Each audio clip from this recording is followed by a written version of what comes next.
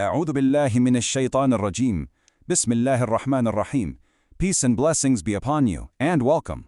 Today, we're going to explore something truly profound, a passage from the Qur'an that poses a question that sits at the very core of our lives.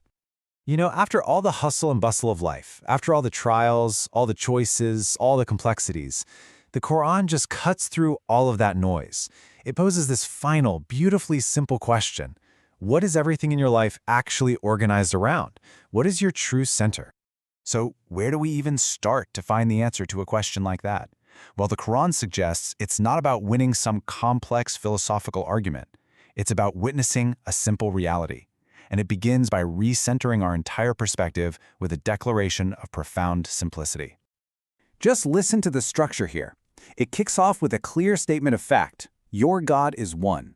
This isn't presented as a theory to be debated. It's presented as the fundamental truth of all reality.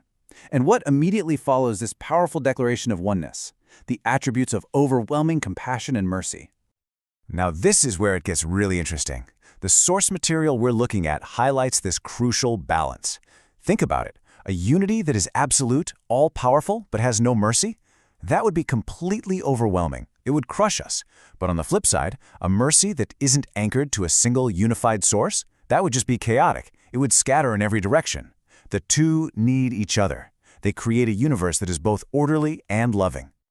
And this is how that unity shows itself. It's not through a boring, flat monotony. It's through the incredible, ordered diversity of the world around us. The Qur'an invites us to just look. Look at the creation of the heavens and the earth, the cycle of night and day, the ships sailing the sea, the rain giving life to dead land. Each of these is its own unique miracle, yet they all point back to one single, sustaining intelligence. Okay, so that's the big picture. But how does this universal truth connect to us, right here in our own hearts? The Qur'an says that the root of so much of our human suffering isn't really an intellectual mistake. It's a disorder of the heart. It's a problem of misdirected love. The key term the Qur'an uses for this is andād. These are the rivals we set up in our hearts. And we're not just talking about statues here. We're talking about anything we give our ultimate love, our ultimate dependence, our ultimate devotion to. It could be our career, our reputation, a relationship, an ideology, anything we start loving with the kind of love that truly belongs only to God. And here's the inevitable result. It's almost a law of spiritual physics.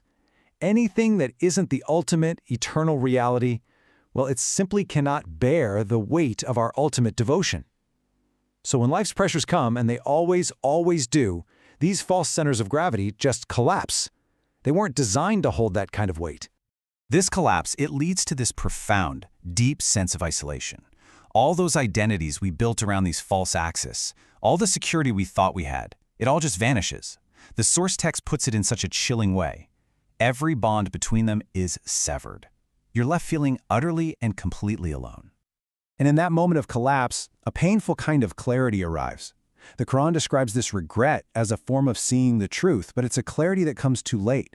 You finally see things as they really are, but you no longer have the power to go back and act on it, to change where you placed your heart. So if this fragmentation of the heart is the disease, then what's the cure? For centuries, the great spiritual masters, the Sufis, have understood God's oneness, or tawhīd, as more than just a doctrine to believe in. They saw it as a vital medicine for the soul.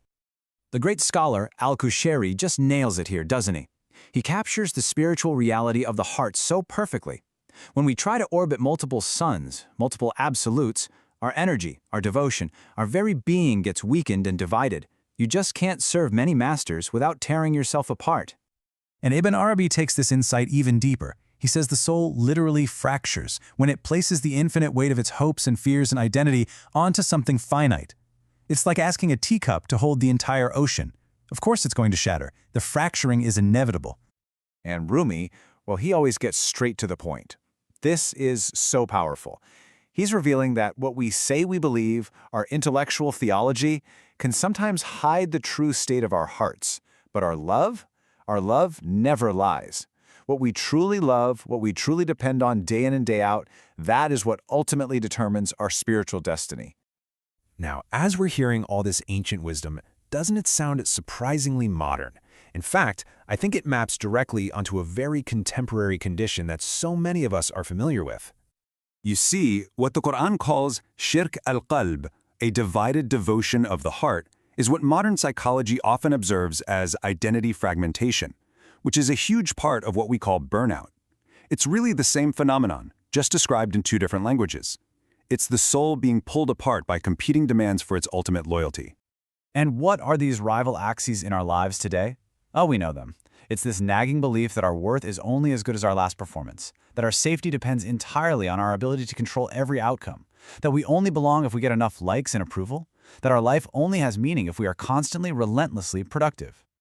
The healing of Tawḥīd completely reorders this inner world. It doesn't mean you stop working or caring, but it changes the weight of everything. Work becomes simply your effort. Your worth is already secure with God. Success becomes a provision from Him, not your entire identity.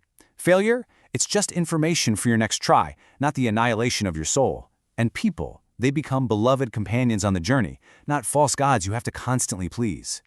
So let's bring this all home now. Let's take a moment for a personal reflection. How does this ancient wisdom actually apply to our lives, right here, right now? If you're feeling that deep, soul-level exhaustion, the kind that sleep doesn't fix, the invitation here is to ask a different kind of question. It's not just about your to-do list. The deeper question is, what is bearing the ultimate weight of my heart? What am I truly organized around? You know, maybe we can reframe what burnout is. Perhaps it's not a personal failure or a sign of weakness. Maybe burnout is a sacred signal. Maybe it's the soul crying out, protesting that it's being asked to carry burdens of ultimate worth, meaning, and security.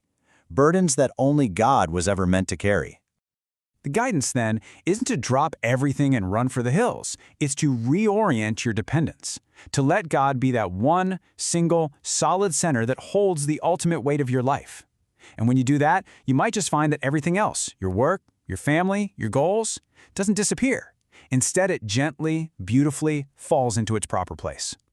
And so we'll end with this beautiful prayer from the source material. O One who holds all things, gather our scattered loves.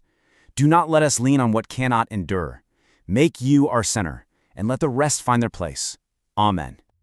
This was compiled with deep gratitude by Amir Ali Shah, a fellow seeker sharing through the Living the Wisdom of the Qur'an podcast.